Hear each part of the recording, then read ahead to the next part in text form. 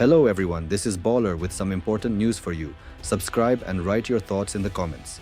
Roughly 800 miles inside Russian territory sits the Kupol missile plant, an essential facility for President Vladimir Putin's war ambitions in Ukraine. This factory manufactures critical Russian hardware, including OSA and Tor air defense systems and the Harpy combat drones. Today, that facility lies in ruins. It was obliterated in a precise and far-reaching strike orchestrated by Ukraine's security service, the SBU, cutting straight into the core of Russia's military-industrial infrastructure. For Putin, nothing appears safe anymore. He's now watching, helplessly, as one of his most vital weapons factories burns. On July 1st, the Kiev Post confirmed that Ukraine had launched a powerful drone attack on the Izhevsk electromechanical plant, better known as Kupol, located deep within Russia. Despite already being strained under international sanctions, Kupol continued to produce air defenses and drones. Sources from the SBU anonymously verified to the Kiev Post that 2 Ukrainian attack drones carried out the mission, triggering large fires and targeting critical storage and production areas at the site. According to these sources, the SBU is conducting strategic and precise attacks on defense manufacturers, fueling Russia's war effort. Each successful operation weakens Moscow's military capacity, halts production, and reinforces the idea that nowhere in Russia is out of reach. This particular strike was further validated by video footage shared on the Astra Telegram channel, reportedly filmed by a Russian civilian. It shows thick smoke billowing over the facility and gunfire echoes in the background, likely Russia's air defenses attempting to intercept the drones. Suddenly, a massive explosion erupts, sending flames skyward. The woman filming the event ducks behind a window in fear as car alarms wail and the ground trembles from the blast. Even Russia couldn't deny what happened. Alexander Brekalov, head of the Udmurt Republic where Kupol is located, confirmed the incident. Initially, his Telegram post offered minimal information. Later, Brekalov did acknowledge some damage, though he tried to shift the narrative by framing the strike as an attack on civilians. He reported 3 fatalities, painting a very different picture from Ukraine's official version of events. The BBC followed up on this, confirming Putin had been briefed on the attack and that Udmurt was placed under a state of emergency. The BBC also authenticated the video from Astra and noted that Ukraine had targeted Kupol once before, back in November, though that earlier strike didn't cause significant damage. This time, however, Ukraine hit its mark, and hard. Al Jazeera echoed the reports, calling it one of Ukraine's deepest strikes into Russian territory to date, surpassed only by a drone strike on an early warning radar in Osk that penetrated over 2,100 miles. With Kupol, Putin now knows. No part of Russia is beyond Ukraine's reach. That realization brings enormous pressure, both politically and militarily. So why was Kupol such a critical target? The answer lies in what it produces: Tor and OSA air defense systems and Harpy drones. The Tor M1, designated SA-15 Gauntlet by NATO, is a mobile surface-to-air missile platform used to protect troops and strategic locations. Its turret includes a target acquisition radar capable of detecting threats up to 16 miles away, and it houses 8 9M330 or 9M331 missiles. These missiles are launched vertically, accelerated by a power catapult, and reach speeds up to Mach 2.8 with a 33-pound warhead, fast enough to intercept fighter jets, but typically deployed against drones and cruise missiles.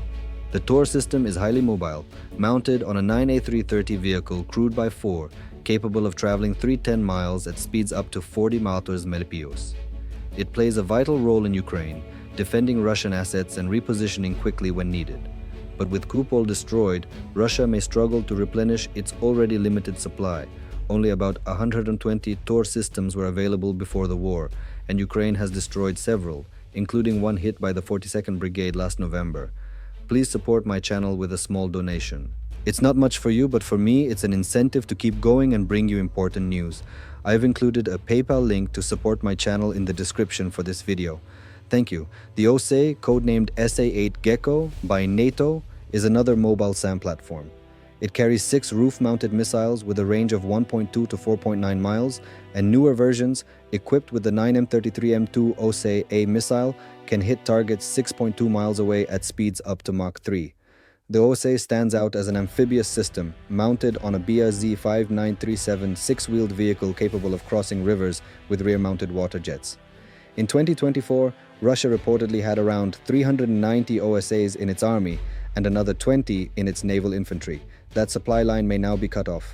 Then there's the Harpy, or Garpia A1, a loitering munition first reported by Reuters in 2024.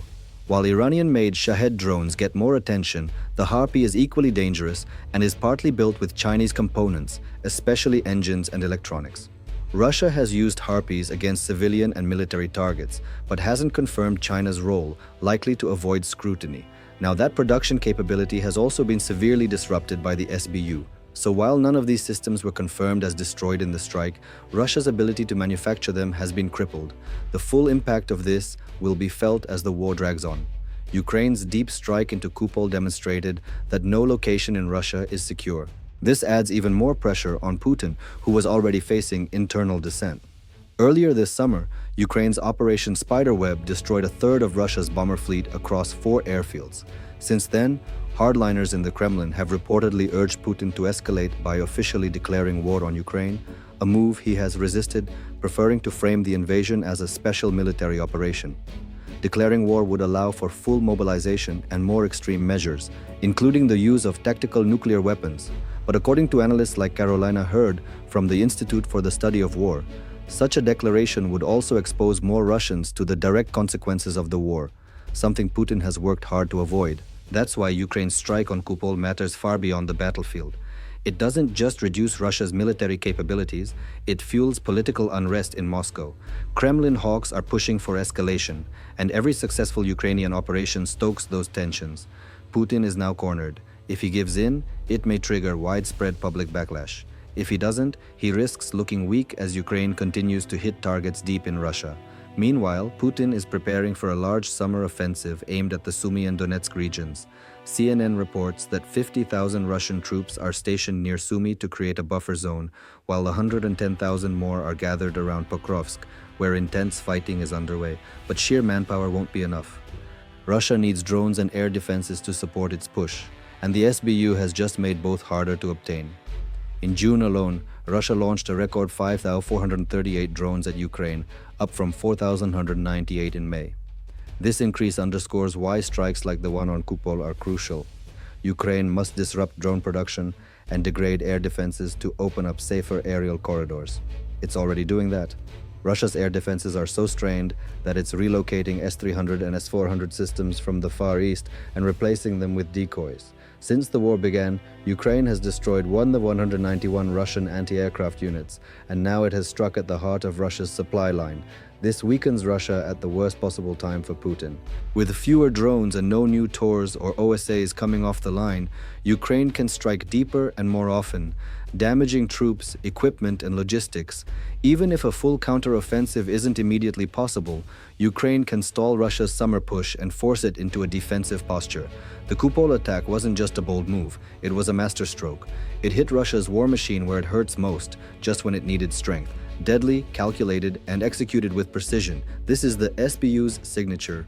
Kupol is only the latest example of their devastating effectiveness. For more, check out our breakdown of how the SBU has caused over $5 billion in damage to Russia since the invasion began. And don't forget to subscribe to the Bawler for the latest updates on Ukraine's fight back.